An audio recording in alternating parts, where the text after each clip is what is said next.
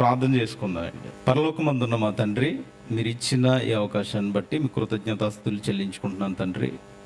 ఇదిగో ఆదివారము మేము ఇలా కూడి ఉండగా మాకు సమయోచితమైన జ్ఞానాన్ని ఇచ్చి మీ మాటల యొక్క అర్థాన్ని గ్రహించి వాటిని మరి మా హృదయంలో భద్రపరుచుకున్నట్టుకు శక్తిని, బలాన్ని, జ్ఞానాన్ని దయచేస్తారని నమ్ముతూ యేసుక్రీస్తు వారి పరిశుద్ధ నామంలో ఈ ప్రార్థన అడిగి వేడుకుంటున్నాను తండ్రి, ఆమేన్. పరలోక ప్రయాణానికి సిద్ధపాటు అనే అంశాన్ని ఆలోచిద్దామండి. ఎందుకంటే ఈరోజు మనం ఉదయమునే లేచి ఒక డ్యూటీ వెళ్ళడానికి లేదా లోకంలో ఏదైనా పని చేయడానికి సిద్ధపడతాం. ఎలా? పొద్దున్నే లేచి డ్యూటీకి సంబంధించిన ఏవైతే కావాలో అన్ని సిద్ధపరచుకుని, తినడానికి ఆహారం సంపాదించుకుని, అదే వండుకుని, ఇవన్నీ సిద్ధపాటు కలిగి సరైన సమయానికి వెళ్ళడానికి ప్రయత్నిస్తాం. మరి పరలోకం వెళ్ళాలంటే పరలోక ప్రయాణం ఉందని తెలుసు కదా మనకి. ఇప్పుడు పరలోక ప్రయాణానికే ప్రయత్నిస్తున్నాం మనం ఈ భూమి మీద. ఈ ప్రయాణం ఉందని తెలిసినప్పుడు ఈ ప్రయాణానికి సిద్ధపాటు ఎలా ఉంది? మన సిద్ధపాటు ఎలా ఉంది? ఒకవేళ అందరూ పరలోకం వెళ్ళిపోగలరా? అందరూ వెళ్ళగలరా? అందరూ వెళ్ళడానికి అవకాశం ఉందా అని ఆలోచించగలిగితే ఈ భూమి మీదకి వచ్చిన మనం మనకి వచ్చే ప్రశ్న ఏదైనా, అందరూ వెళ్ళొచ్చా పరలోకం? అందరం వెళ్ళగలమా అని ఆలోచించగలిగితే, యేసుక్రీస్తు వారిని ప్రభువా రక్షణ పొందువారు కొద్దిమందేనా అని అడుగుతారు శిష్యులు. రక్షణ అంటే ఇదిగో ఈ రక్షణ పొందిన తర్వాత ఎప్పుడైతే యేసుక్రీస్తు వారు వస్తారో అప్పుడు ఆయన తీసుకువెళ్ళడానికి అవకాశం ఉండే వారు ఎంతమంది అని ఒకసారి ఆ వచనాన్ని మనం ఆలోచించగలిగితే, లూకాసు వార్త 13వ అధ్యాయము 23వ వచనం నుంచి ఆలోచిద్దామండి. ఒకడు ప్రభువా రక్షణ పొందువారు కొద్దిమందేనా అని ఆయనను అడగగా, ఆయన వాళ్ళని చూసి ఏమడిగారంటే అండి, రక్షణ పొందువారు కొద్దిమందేనా అని అడిగినప్పుడు ఏమంటున్నారంటే, యేసుక్రీస్తు వారు ఏమంటున్నారంటే, ఆయన వారిని చూచి ఇరుకు ద్వారమున ప్రవేశించు పోరాడుడి అంటున్నారు. చూడండి, ఏమంటున్నారంటే ప్రవేశించడానికి ప్రయత్నించండి అంటలేదు. ఇరుకు ద్వారమును ప్రవేశించాలి అనట్లేదు. ఇరుకు ద్వారమున వెళ్ళాలి అని అనట్లేదు. ఏమంటున్నారంటే పోరాడాల. ఇప్పుడు ఇరుకు ద్వారమును వెళ్ళడానికి పోరాటం ఏంటండి? పోరాడాలా? దేంతో పోరాడాలి? ఎలా పోరాడాలి? ఇరుకు ద్వారమున వెళ్ళడానికి ఏమంటున్నారండి? అక్కడ పోరాడాలి. అయితే తర్వాత మాట, అనేకులు ప్రవేశింపజూతురు కానీ వారి వలన కాదని మీతో చెప్పుచున్నాను. వారి వలన కాదంట. ఎందుకు కాదు? ఇప్పుడు మనకు తెలిసిన కొన్ని పోరాటాలు ఉంటాయి. సినిమా టికెట్ల కోసం పోరాడతారు. ఆ పోరాటంలో చనిపోయిన వ్యక్తులు కూడా ఉన్నారు. అలాగే బస్సు ఎక్కేటప్పుడు ఆర్టీసీ బస్సులో చూడండి, ఇలా వేలాడుతూ వెళ్తూ ఉంటారు. అంటే బస్సులో సీటు కోసం పోరాడతారు. ఇలా మనిషి తనకు ఏదైతే కావాలనుకున్నాడో వాటన్నింటి కోసం పోరాడుతూనే ఉంటాడు. తనకి ఏదైతే కావాలనుకున్నాడో వాటన్నింటి కోసం పోరాడుతూనే ఉంటాడు. అయితే ఇక్కడ మనం ఆలోచించగలిగితే, ఇరుకు ద్వారమున ప్రవేశించడానికి ఏం చేయాలంట? పోరాడాలి. ఇరుకు ద్వారమున ప్రవేశించడానికి పోరాడాలి అంటే పోరాటం చెయ్యాలి అని చెప్తున్నారు. ఒకవేళ మనం పరలోకం వెళ్ళాలంటే ఈ భూమి మీద ఏం చేయాలంటే పోరాటం చేయాలి. పోరాటం చేసేవారిగా ఉన్నామా? మనం పోరాటం చేస్తున్నామా? ఇంకా ప్రాక్టికల్. పోరాటం అంటే ఏంటి? ప్రాక్టికల్స్. ఇంకా థియరీలోనే ఉన్నాం.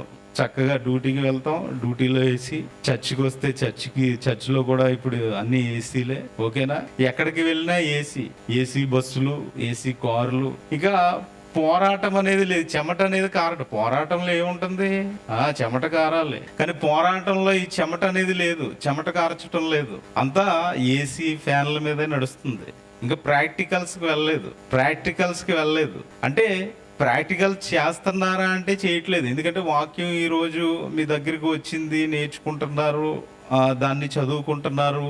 ఏ విధంగా అంటే థియరీ మాత్రమే వింటున్నారు. ఇప్పుడు బిఎస్సి నర్సింగ్లో చదువుకునేటప్పుడు థియరీ సపరేట్గా ఉంటుంది, ప్రాక్టికల్ సపరేట్గా ఉంటుంది. అలాగే డాక్టర్ చేసినప్పుడు ఇలా ప్రతి దాంట్లో, ఇప్పుడు ఐటీఐ చదువుతున్న స్టూడెంట్స్ ఉన్నారనుకోండి, వాళ్ళకి థియరీ సపరేట్గా ఉంటుంది, ప్రాక్టికల్ క్లాసులు సపరేట్గా ఉంటాయి. థియరీ చదువుకున్నవాడు ప్రాక్టికల్ చేయలేడు, ఎందుకంటే ప్రాక్టికల్ మీద నాలెడ్జ్ రావాలి, ప్రాక్టికల్స్ మీద నాలెడ్జ్ రావాలి. ఈ ప్రాక్టికల్స్ మీద ఎప్పుడైతే నాలెడ్జ్ ఉందో అప్పుడే దాన్ని చేయడానికి అవకాశం ఉంటుంది. ఇలా మనం ప్రతిదీ ఆలోచించుకుంటే బైబిల్ నుండి ఇంకా మనం ప్రాక్టికల్స్కి వెళ్ళనట్టే కనిపిస్తుంది. ఎందుకంటే ఒకవేళ మీరు ప్రాక్టికల్స్ గల వెళ్తే ఈ పాటికి ఎలా ఉందనో మీరే ఆలోచించండి. అయితే పోరాటం చెయ్యాలి అంటున్నాడు, పోరాటం చేయాలి. అయితే ఎబ్రీ పత్రికలో పౌలు గారు మాట్లాడుతూ 12వ అధ్యాయం 4వ వచనంలో ఏం మాట్లాడతారంటే, మీరు పాపముతో పోరాడుటలో రక్తము కారునంతగా ఇంకా దానిని ఎదిరింపలేదు. ఎదిరించారంటున్నారంటే ఎదిరించలేదంటున్నారు. అప్పుడున్న మొదటి సంఘం వాళ్ళే ఎదిరింపలేదంట.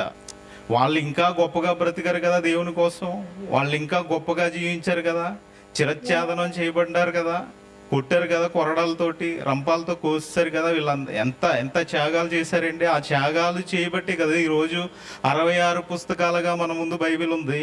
అంటే ఇన్ని త్యాగాలు చేస్తూ పౌలు గారు వాళ్ళతో అక్కడ ఉన్న సంఘంతో ఏమంటున్నారంటే, అక్కడున్న వారితోటి, మీరు పాపముతో పోరాడుటలో రక్తము కారునంతగా ఇంకా దానిని ఎదిరింపలేదా? చెమటే కారటం లేదు, రక్తం ఎలా కారుతుందండి? అవునా? క్రైస్తవుడికి చెమటే కారటం లేదు, రక్తం ఎలా కారుతుంది? ఆలోచించండి. అంటే రక్తము కారునంతగా పాపాన్ని ఎదిరించాలా?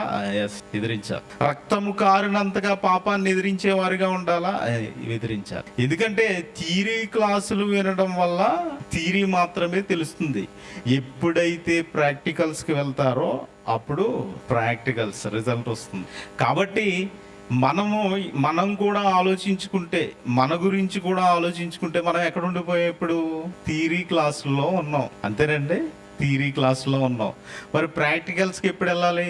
థియరీ అయిపోయిన తర్వాత ప్రాక్టికల్స్కి వెళ్ళాలి. కానీ ఎవరు వెళ్ళట్లేదు, థియరీయే చదువుకుంటున్నారు. అంటే థియరిటికల్గా మాత్రమే ఇక్కడ కూర్చుంటున్నాం, కానీ ప్రాక్టికల్స్కి వెళ్ళే వారిగా ఎవరు ఉండటం లేదు. ఈ విషయాన్ని జాగ్రత్తగా గుర్తుపెట్టుకుంటే, ఇప్పుడు ప్రాక్టికల్ చేయకపోవడం వల్ల ఏమైనా నష్టం ఉందా అని మనం ఆలోచించగలిగితే, ఇప్పుడు లూకాసు వార్త 13వ అధ్యాయానికి వచ్చేయండి. 13వ అధ్యాయానికి 24 నుంచి మనం చదువుకోగలిగితే 24, ఆయన వారిని చూచారంట, ఇరుకు ద్వారమును ప్రవేశించు పోరాడుడి, అనేకులు ప్రవేశింపజూతురు గాని వారి వలన కాదని మీతో చెప్పుచున్నాను. ఇంటి యజమానుడు లేచి తలుపు వేసిన తరువాత మీరు వెలుపల నిలిచి తలుపు తట్టి అయ్యా మాకు తలుపు తీయమని చెప్పనారంభించినప్పుడు ఆయన అంటాడంట, ఏమంటారంట, మీరెక్కడ వారు, మిమ్మును ఎరుగనని ఉత్తరం ఇచ్చారంట. వీళ్ళు ఏం చేస్తున్నారంట? తలుపు కొడుతున్నారంట, తలుపు తడుతున్నారంట. తలుపు కొడుతుంటే ఈయన ఏమంటున్నాడంట యజమానుడు, మీరెక్కడ వారు, మీరు ఎప్పుడు చేశారు ప్రాక్టికల్స్, మీరు విన్నారంతే. బిర్యానీ బాగుంటుంది అని విన్నారండి, తిన్నారా? లేదు. బిర్యానీ బాగుంటుంది అని విన్నారంతే, కానీ తినలేదు. ఇంకా అర్థమైంది కదండి ఇది.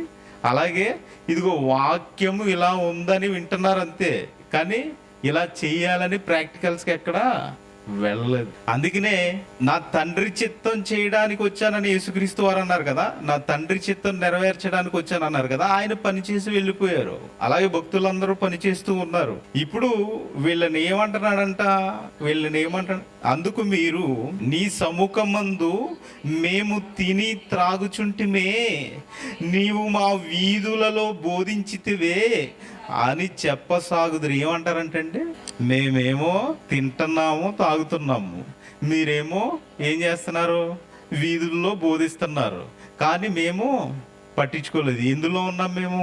తినడం త్రాగడం. వాళ్ళు ఏదో అలా చెప్పుకుంటారులేండి. వాళ్ళు ఏదో 2-3 పాటలు పాడతారు, మహా అయితే గొంతులేస్తారు, మహా అయితే చప్పట్లు కొడతారు. అక్కడ ఏముంటదండి? ఏముండదు, ఏదో మాట్లాడుకుంటూ ఉంటారు. ఏం చేస్తున్నాం ఇక్కడ? ఏం జరుగుతుందండి? ఇప్పుడు బోధ జరుగుతుంది. ఇదిగో యేసుక్రీస్తు వారు కూడా మాట్లాడుతూ, ఆ యజమానుడు మాట్లాడుతూ ఏమంటున్నారంట, అప్పుడు ఆయన మీరెక్కడి వారో మిమ్మును ఎరుగనని మీతో చెప్తున్నాను. ఎందుకంటే ఈరోజు వాక్యం మీ దగ్గరకు వచ్చేసింది, వాక్యం మీ దగ్గరకు వస్తూ ఉంది, వాక్యం ప్రవహిస్తుంది, వాక్యం బోధిస్తున్నారు, వాక్యం వినబడుతుంది. ఇలా వినబడినా కానీ పట్టించుకోవడం లేదంటే, ఇలా వినబడినా కానీ ఆ వాక్యాన్ని నెరవేర్చడానికి వెళ్ళడం లేదంటే చేస్తున్నారా? జరుగుతుందా? ఏమన్నా ఇలా జరుగుతుందా? జరుగుతుంది. ఎందుకంటే వాక్యం వినబడుతున్నా కొంతమంది పట్టించుకోరు.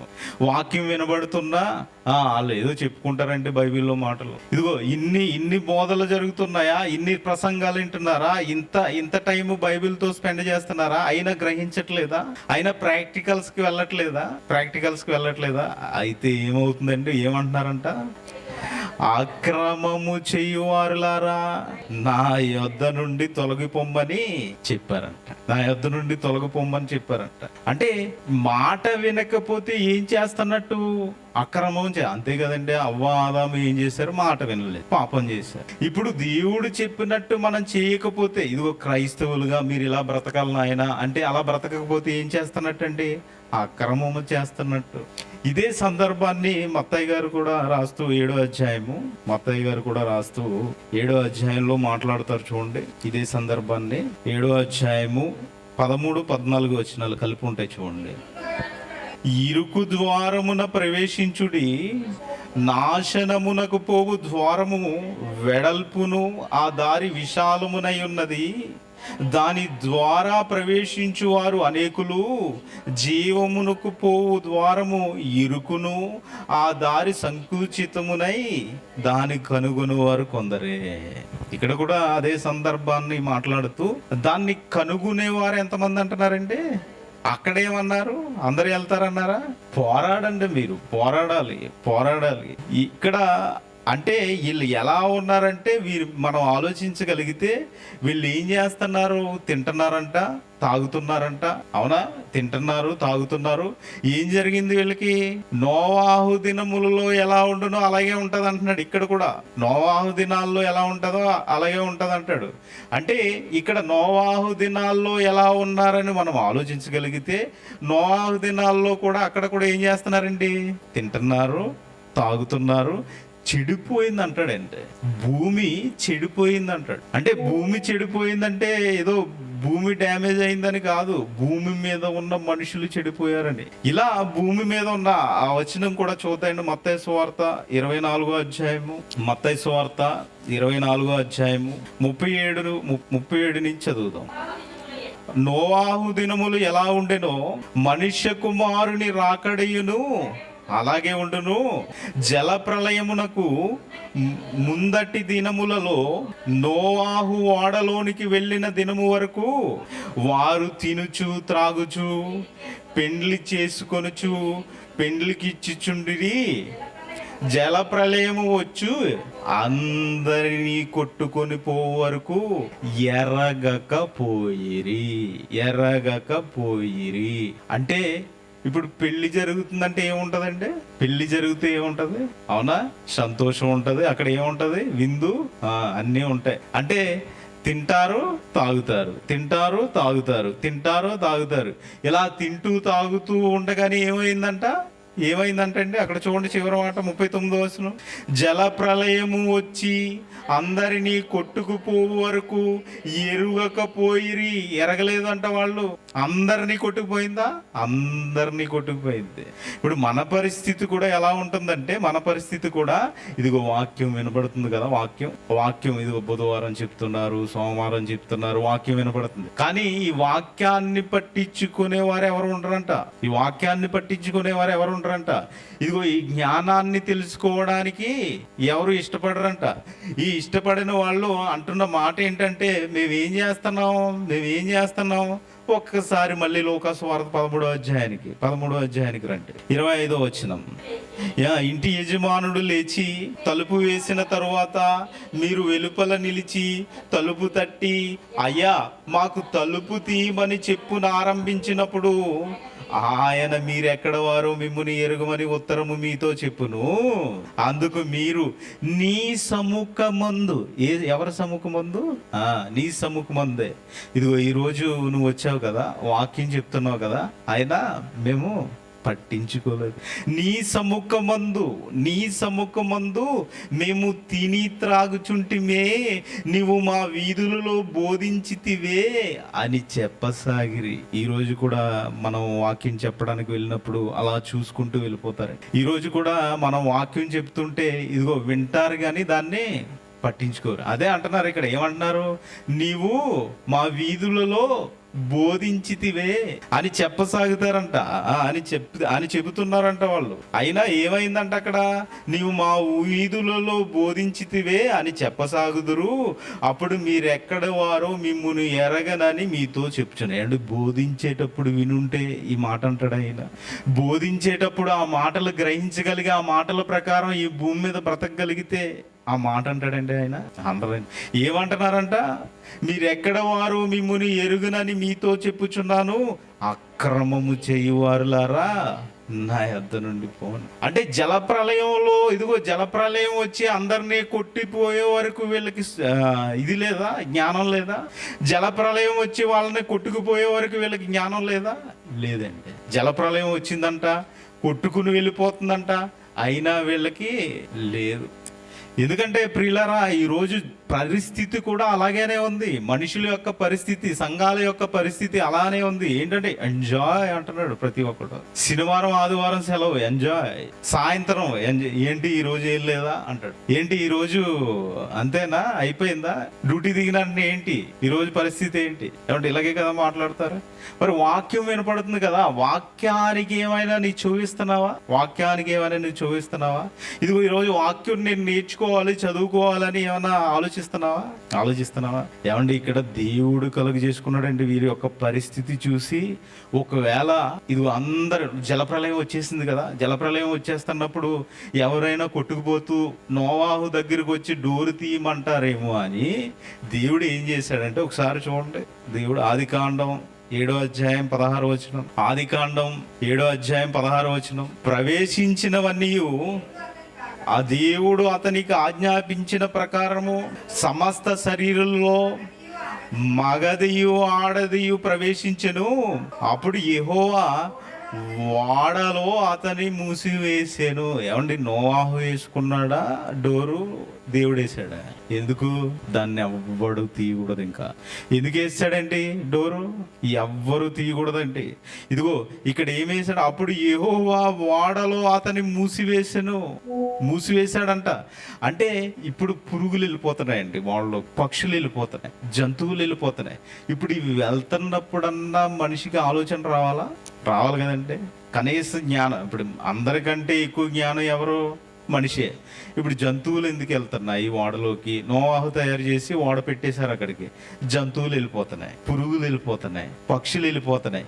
ఇవి ఎందుకు వెళ్తున్నాయి అన్నా కూడా ఆలోచించాలి కదండి. ఆలోచించారా అప్పటి జనం? ఆలోచించలేదు. ఈరోజు ఇదిగో ప్రతి ఆదివారం వెళ్ళిపోతున్నారు, ప్రతి బుధవారం వెళ్ళిపోతున్నారు, ప్రతి సోమవారం వెళ్ళిపోతున్నారు, గూగుల్ మీట్లో మాట్లాడుకుంటున్నారు. అవునా? ఇది ఆన్లైన్ ఫోన్ కాల్లో మాట్లాడుకుంటున్నారు. ఎందుకు వీళ్ళు మాట్లాడుకుంటున్నారని ఆలోచించాలా? ఇప్పుడు కుటుంబంగా ఉన్నారు. కుటుంబంలో వీడు ఎందుకు రోజు వెళ్ళిపోతున్నాడు బైబిల్ పట్టుకుని? సోమవారం అంటాడు, బుధవారం అంటాడు, గూగుల్ మీట్ అంటాడు, ఫోన్ కాల్ అంటాడు. ఎందుకు ఇంత ఇలాగా ఇది చేస్తున్నాడు? ఇప్పుడు కుటుంబం ఏం చేయాలో ఆలోచించాలా? అక్కడ కూడా పరిస్థితి ఎలా ఉందంటే, పక్షులు వెళ్ళిపోతున్నాయి, పురుగులు వెళ్ళిపోతున్నాయి, అన్నీ వెళ్ళిపోతున్నాయి. కానీ మనిషి ఆలోచించట్లేదు. ఎంతవరకు అంట? జలప్రలయం వచ్చి అలా కొట్టుకుపోయే వరకు లేదంట. ఒకవేళ నోవాహు డోర్ వేసాడు అనుకోండి, ఏం చేస్తారు? నోవాహు మేము కూడా వస్తామని అడుగుతారేమో. అక్కడ రాయబడలేదు కానీ ఆలోచించండి ఒకసారి. దేవుడే డోర్ వేసాడండి, దేవుడే డోర్ వేసాడు. ఇక్కడ కూడా ఏమంటున్నారు ఈయన? నేను మిమ్మల్ని ఎరగను, తలుపు తడతామంటే వెళ్ళి తలుపు తడతా. ఇదిగో వాక్యం వినపడుతుంది కదా, వాక్యం బోధించేటప్పుడు మీకు అంతా వినపడుతుంది కదా. ఇదిగో ఇలా జరగాలి, ఇలా ఉండాలి, ఇలా నేర్చుకోవాలి, ఇలా బ్రతకాలి అని తెలుస్తుంది కదా. మరి ఇవన్నీ నెరవేర్చే వారిగా లేకపోతే మన పరిస్థితి ఏంటి? మనిషికి ఇచ్చాడు కదండి జ్ఞానం, మనిషికే ఇచ్చాడు కదా. ఎవ్వరికి ఇవ్వని జ్ఞానం మనిషికి ఇచ్చాడు కదండి. పిచ్చుక కంటే శ్రేష్ఠులు అంటాడు. చూడండి ఒకసారి సామెతల గ్రంథంలో సొలొమోను గారు మాట్లాడుతూ 30వ అధ్యాయము 24 నుంచి చదువుకుందామంటే 30వ అధ్యాయము 24 నుంచి, భూమి మీద చిన్న జీవులు ఎన్ని ఉన్నాయంటే 4 కలవు. అయినను అవి మిక్కిలి జ్ఞానం అంటున్నాడు. ఎన్ని ఉన్నాయండి భూమి మీద? ఎన్ని ఉన్నాయంట? చిన్నవి 4 ఉన్నాయంట. అవి మిక్కిలి జ్ఞానం గలవంట. ఓకే, ముందుకు వెళ్ళండి. అందులో ఒకటి ఏంటంట, ఆ 4 ఒకటి చీమలు బలము లేనివి, అయినను అవి వేసవిలో తమ ఆహారము సిద్ధపరచుకొనును. చూసారండి, ఇవి ఏం చేస్తాయంట? చీమలు ఏం చేస్తాయంట అండి? వేసవిలో ఏం చేస్తాయంట? తమ ఆహారమును సిద్ధపరచుకుంటాయంట. అంటే ఇప్పుడు వీటికి ఎంత జ్ఞానం ఉందంట? మిక్కిలి జ్ఞానం. కనీసం ఇప్పుడు ఆ నోవాహు గారు వాడ చేశారు కదండి, నోవాహు గారు వాడ చేశారు కదా, ఆ వాడలోకి చీమ వెళ్ళిందంటారా వెళ్ళలేదంటారా? వెళ్ళింది. ఇప్పుడు చీమను చూసైనా మనిషి బుద్ధి తెచ్చుకోవాలి కదండి, చీమను చూసైనా మనిషి బుద్ధి తెచ్చుకోవాలి. చిన్న జంతువులు వెళ్ళిపోతుంటే ఏమండి, ఇది మనిషి మెదడెంత, చీమ మెదడెంత? ఇప్పుడు చీమ మెదడికి మనిషి మెదడికి తేడా లేదా? అంటే దేవుడు చీమను చూసి నేర్చుకోమంటాడండి. ఈరోజు చాలా కొన్ని ఇండస్ట్రీల్లో ఏంటంటే చీమలను చూసి నేర్చుకోమంటారు. ప్రభుత్వాలు కూడా చీమలో ఏదైనా ట్రాఫిక్ రూల్స్ ఉన్నాయనుకోండి, చీమలను చూసి నేర్చుకోండి అని కూడా స్లోగన్స్ వస్తూ ఉంటాయి. ఇలా చీమలను చూసి నేర్చుకునే పరిస్థితి అయిపోయింది మనిషిది. అవునా? చీమలను చూసి నేర్చుకోవాలా మనిషి? చీమలను చూసి నేర్చుకోవాలా? దానికంటే శ్రేష్ఠుడిగా నిన్ను చేశాడు కదా, దానికంటే జ్ఞానం ఇచ్చాడు కదా, దానికంటే వివేచన ఇచ్చాడు కదా, నువ్వు ఆలోచించే శక్తిని ఇచ్చాడు కదా దేవుడు. చీమను చూసి నేర్చుకోవాలా? చీమని చూడండి. అదే సామెతల గ్రంథం 6వ అధ్యాయం 6వ వచనం ఒకసారి చదవండి. సామెతల గ్రంథం 6వ అధ్యాయం 6వ వచనం, సోమరి చీమల యొద్దకు వెళ్ళుము, వాటి నడతలు కనిపెట్టి జ్ఞానం తెచ్చుకో.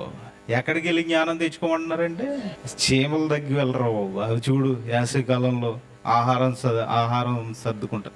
ఎందుకంటే వర్షాకాలం వస్తే వాటి బయట తిరగడానికి అవకాశం ఉండదు. ఇదిగో జలప్రలయం వస్తుందని చెప్పారు కదా, వాడ తయారు చేసుకుంటున్నారు కదా, వాడలోకి వెళ్ళు, జలప్రలయం వస్తుంది, నువ్వు వాడలోకి వెళ్ళిపోవాలి.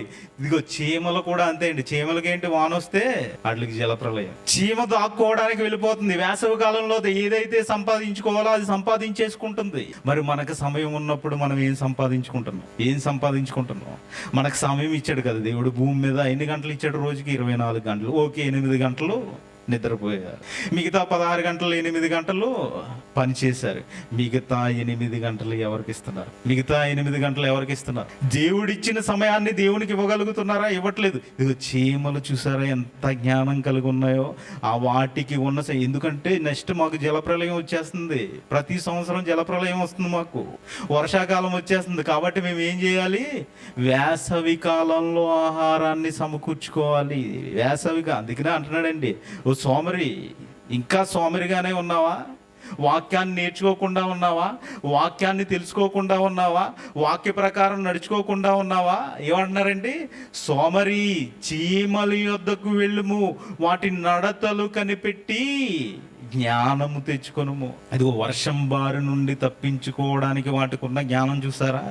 ఇదిగో జలప్రలయం నుంచి తప్పించుకోవడానికి ఆ రోజు మనుషులకి జ్ఞానం ఉందా? లేదండి, ఉపయోగించలేదు. మరి ఈ రోజు మనకి అగ్ని ప్రళయం రాబోతుంది. ఈ అగ్ని నుంచి కాపాడుకోవడానికి మనకి జ్ఞానం ఉందా? జ్ఞానం కావాలి. ఎక్కడ సంపాదించుకుంటున్నావు? ఎలా సంపాదించుకుంటున్నావు? ఎలా వస్తుంది ఆ జ్ఞానం? ఎవరైనా ఆలోచిస్తున్నారా? ఇంకా ఉన్నాయంటండి, ఇంకా జీవులు ఉన్నాయంట. చూడండి మళ్ళీ సామెతల గ్రంథం 30వ అధ్యాయానికి రండి. చిన్న కుందేలు బలముగు లేని జీవులైనను అవి పేటు సందులలో నివాసము కల్పించుకునంట. ఎందుకు? కుందేలు ఎలా ఉంటుందండి? ఇంతే ఉంటుంది, ముద్దుగా ఉంటుంది, పెంచుకోవడానికి ఇష్టపడుతూ ఉంటాం. ఈ కుందేలంట ఏం చేస్తుందంట? పేటు సందులలో నివాసము కల్పించుకుంటుందంట. ఎందుకు పేటు సందుల్లో నివాసం కల్పించుకుంటుంది? దాన్ని తినేస్తాయి క్రూర జంతువులన్నీ. ఇదిగో ఒక క్రూర మృగం వస్తుంది, అది నన్ను తినేస్తాదని ఏం చేస్తుంది, వెళ్ళి ఇదిగో పేటు సందులలో నివాసము కల్పించుకుంటుందంట. ఇంకా ఇంకా ఇంకా కిందకి రండి. మిడతలకు రాజు లేడు, అయినను అవన్నీ పంక్తులు తీరి సాగిపోను. ఒకసారి వచ్చినాయి కదండి రాజస్థాన్ ఏరియాకి మిడతలు వచ్చినప్పుడు, మీరు టీవీలో చూసారు ఎలా వెళ్ళిపోతాయి, గుంపు గుంపుగా వెళ్ళిపోతాయి. చేను అలా అరగంటలో తినేద్ది, మొత్తం వ్యవసాయం అంతా నాశనం చేసేస్తాయి. పంక్తులుగా, ఏరు పంక్తులుగా ఎక్కడ వస్తున్నారు వాక్యం నేర్చుకోవడానికి, పంక్తులుగా ఎక్కడ దేవుని దగ్గరికి వెళ్ళడానికి ప్రయత్నిస్తున్నారు? లేదు. వాటికున్న జ్ఞానం కూడా లేదంట.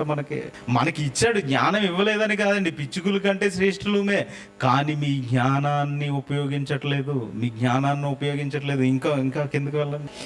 బల్లిని చేతితో నీవు పట్టుకొనగలవు, అయినను అది రాజుల గృహంలో ఉంటుంది. నీకు అది దొరికినా కానీ నువ్వు వెళ్ళగలవా రాజుల గృహంలోకి? వెళ్ళలేవు. అంటే ఈ జ్ఞానాన్ని సంపాదించుకోవాలా? ఈ జ్ఞానం మనకు కావాలా? ఈ జ్ఞానం కావాలా? ఇంత జ్ఞానం కావాలా? వీటికున్న జ్ఞానం కూడా లేదా మనకి? మీరు ఆలోచించండి, ఇలా ఆలోచించి నా బ్రతుకు చెడ అనిపించదా? ఏమంటే చీమకున్న జ్ఞానం లేదా నాకు? చీమకున్న జ్ఞానం ఏమండి, కుందేలుకున్న జ్ఞానం లేదా నాకు? ఏమండి ఇంకా మిడతకున్న జ్ఞానం లేదా? బల్లిని చూసి భయపడుతూ ఉంటారు కదా మీరు, ఆ గోడ మీద బల్లి, అది ఎప్పుడు బయటికి దాన్ని తరుముతం కాదండి, దానికి ఉన్న జ్ఞానం కూడా లేదా నాకు అనుకోవాలి. ఆలోచించారా? అంటే చీమకున్న జ్ఞానం, బల్లికున్న జ్ఞానం, కుందేలుకున్న జ్ఞానం, మిడతకున్న జ్ఞానం కూడా లేదా మనకి? ఆలోచించారా? అంటే వారికి ఉందనా? లేదు. ఏం చేస్తారంట? నా యుద్ధ నుండి తొలగిపోండి అంటున్నాడు. నా యుద్ధ నుండి తొలగిపోండి, మీరు నా దగ్గర వద్దు, మీరు వెళ్ళిపోండి, ఇక్కడి నుంచి మీరు ఇమీడియట్ గా దూరం అయిపోండి. అంతే కదండి ఆ మాట. అంటే ఈ జ్ఞానాన్ని సంపాదించుకోవాలి. ఇదిగో రోజు ప్రతి ఆదివారం మీ తలుపు తడుతుంది, మీ హృదయమైన తలుపు దగ్గరకు వచ్చి ఆయన మాట్లాడుతూ ఉంటున్నాడు. ప్రతి బుధవారం తలుపు తడుతుంది, అవునా కదా? ప్రతి సోమవారం తలుపు తడుతుంది. ఇదిగో యూట్యూబ్లో వాక్యాల రూపాల్లో తలుపు తడుతున్నాయంటే తడుతున్నప్పుడు ప్రకటన గ్రంథం 3:20 మాట్లాడతారు చూడండి. ఇదిగో నేను తలుపు నొద్ద నిలుచుండి, తలుపు అంటే ఏదో మన గుమ్మం దగ్గర డోర్ దగ్గర కాదండి. ప్రకటన గ్రంథం 3:20 ఏదో డోర్ దగ్గరికి వచ్చి తడుతున్నట్టు కాదు, హృదయం అనే తలుపు దగ్గర తట్టుచున్నాను.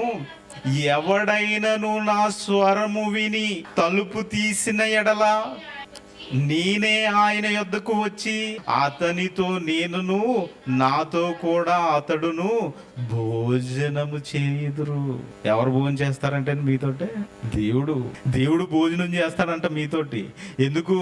నేను భోజనం చేస్తాను నాయన, డోరు తీయనాయన, నీ హృదయం అనే తలుపు తీయనాయన, ఆత్మీయ ఆహారంగా నీలో ఉంటాను. మన ఇద్దరం ఆత్మీయ ఆహారం భుజిద్దాం, మన ఇద్దరం ఆత్మీయ ఆహారాన్ని తిందాం. భార్య ఎదురు చూస్తూ ఉంటుంది, ఏమని? నా భర్త వచ్చిన తర్వాత మేమిద్దరం కలిపి అన్నం తినాలని, ఇదిగో నా కుటుంబంగా నేను అందరం అన్నం తినాలని, ఆహారం తినాలని ఇలా ఎదురు చూస్తూ ఉంటారు కదా. ఇప్పుడు దేవుడు ఏం చేస్తున్నాడు? ఇదిగో నీ తలుపు కొడుతున్నాడు, హృదయం అనే తలుపు కొడుతూ, డోర్ తీయనైనా, డోర్ తీస్తే నేను నీ దగ్గరికి వస్తాను. ఇదిగో నాతో కూడా అతడు భోజనము చేయుదుము. అతడు అంట వీళ్ళిద్దరూ కలిసి ఏం చేస్తారంట? అన్నం తింటారంట. ఆత్మీయ ఆహారం ఈ రోజు అందుతుందా? అలా దేవునితో కలిసి ఆత్మీయ ఆహారాన్ని భుజించగలుగుతున్నారా? ఆలోచించాలండి. ఎప్పుడు మనిషి చేసినది చాలా జాగ్రత్తగా వినాలి. ఎప్పుడు మనిషి చేసింది మనిషి మీదకే వస్తుంది. అందుకనే ఏమంటున్నాడు? నేను వచ్చి డోర్ కొట్టాను, నువ్వు ఎప్పుడన్నా తలుపు తీసావా? తీయలేదు. అందుకనే గెట్ అవుట్, నేను కూడా తీయను. మనిషి చేసింది మనిషి మీదకే వస్తుంది. ఈ విషయం మీ అందరికీ తెలిసిందే. నువ్వు డోరు తీయలేదనుకో, అతను ఏం చేస్తాడు? అతను తీస్తాడు, డోరు తీస్తాడంటే అంతే కదా. మీకు ఉన్న న్యాయమే కదా. ఇదిగో అతను మా ఇంట్లో వాళ్ళు ఎప్పుడు వెళ్ళినా కానీ చిరాకుగా చూస్తారండి, ఇంట్లోకి రానివ్వరండి అంట. నీ ఇంటికి వస్తే రానిస్తావా? రానివ్వరు. ఇప్పుడు దేవుడు ఏం చేస్తాడు? దేవుడు ఏమైనా పిచ్చోడా? ఆయన ఏమన్నా మనకిలా జ్ఞానం లేనోడా? కదంటే ఆయన ఏమన్నా ఇష్టం వచ్చినట్టు ఇదిగో మనిషి బ్రతుకుతున్నట్టు ఏమన్నా బ్రతుకుతున్నాడు ఆయన? కాదే.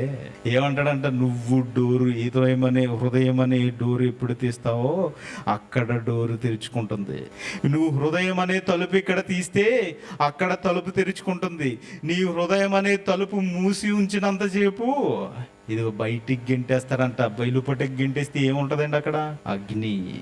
అగ్ని ఎదురు చూస్తుంది. ఇదిగో ఆ రోజు జలప్రలయానికి ఎలా అయితే ఆహుతి అయిపోయారో, బలైపోయారో, నెక్స్ట్ వచ్చే ఆ అగ్నికి ఇదిగో నీ హృదయం అనే డోర్ తలుపు తీయకపోతే ఏమవుతుంది? అగ్నికి ఆహుతి అయిపోతాం. అంటే దేవుడు కూడా తలుపు తీయడా? మనల్కి తీయడు.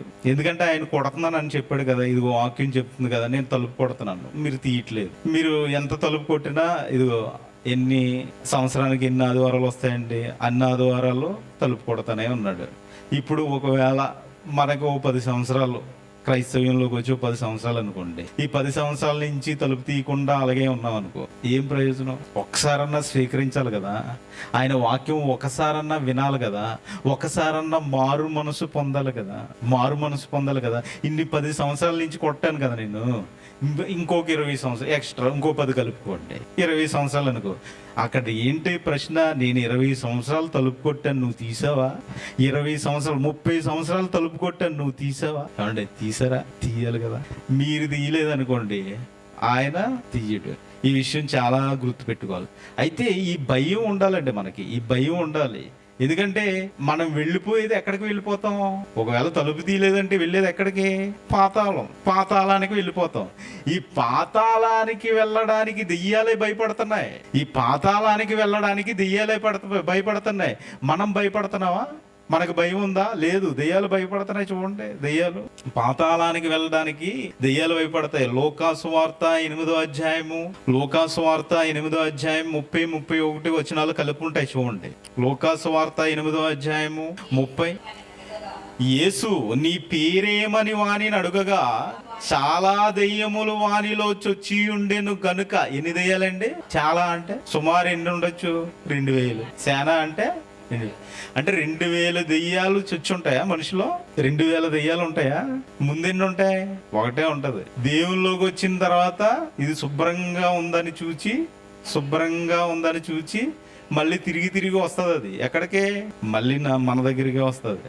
ఊడ్చుందంట, అంటే ఖాళీగా ఉంది. నీ హృదయంలోకి ఇంకా వాక్యం వెళ్ళలేదు. బాప్తిసం తీసుకున్నా కానీ హృదయంలోకి ఇంకా వాక్యం, దేవునికి చోటు ఇవ్వలేదు. ఆయన తలుపు కొడతా ఉన్నాడు ప్రతి ఆదివారం, నువ్వు డోరు తీయలేదు.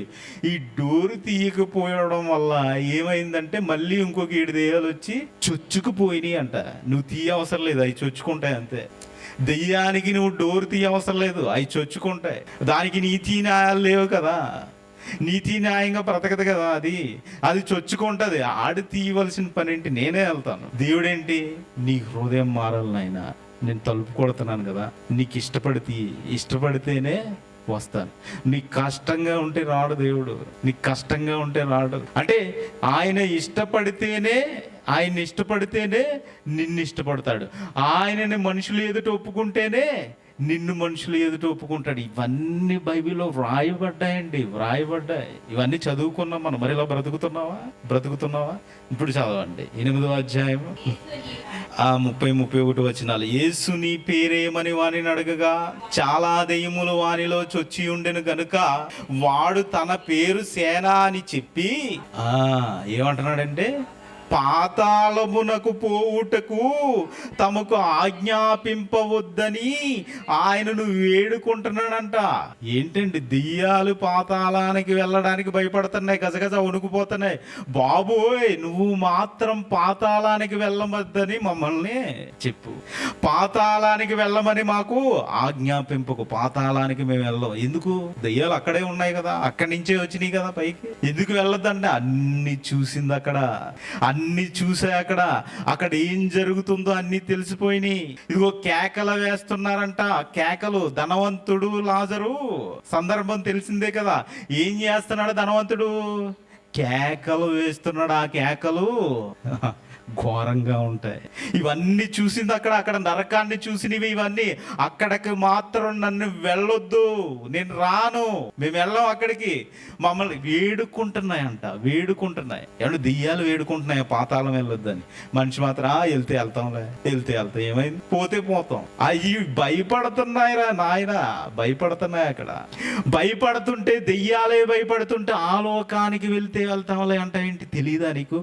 ఎవరన్నా ఒక ఇంట్లో జనం ఎవరైనా చనిపోయారు అనుకోండి, అక్కడ ఎలా ఉంటాయి ఆర్తనాదాలు? వినగలదుమా? నైట్ అంతా అయ్యే గుర్తొచ్చేస్తూ ఉంటాయి కదా కొంతమందికి. ఇప్పుడు వీటికి కూడా అయ్యే గుర్తొస్తున్నాయి. పాతాళానికి పంపమని అస్సలు వద్దు, ఆజ్ఞాపించొద్దు. ఎందుకు? మాకు అక్కడ వినలేము ఆ ఆర్తనాదాలు, కేకలు, పెద్ద పెద్ద కేకలు. ఇక్కడ కేకలేసి గొంతులేయడం కాదు, అక్కడికి వెళ్ళిన తర్వాత ఉంటాయి అసలైన కేకలు. అవునా కదండి? ఈరోజు పార్టీలని, ఫంక్షన్లని కేకలేసి గొంతులేసి ఎగురుతున్నారు కదా, అక్కడ ఉంటాయి అసలైన కేకలు. అవునా కదండి? ఆలోచించండి.